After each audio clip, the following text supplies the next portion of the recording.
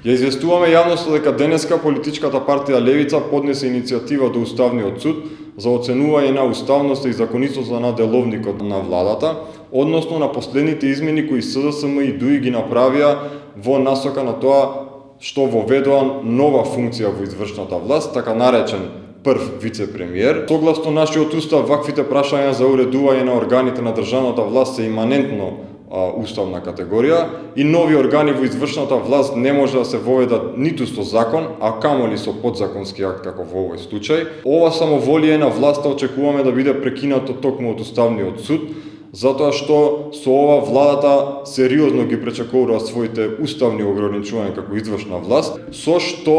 покажува исто така тенденција да доминира во сите сфери на општественото живење и на овој начин го нарушува принципот на нетриалистичка поделба на власта во државата, која е темелен принцип на нашиот устав. Ваквото самоволие на власта за измислување на дебело платени политички функции е како резултат на партиските пазарења на коалиционите партнери на власта и со цел задоволување на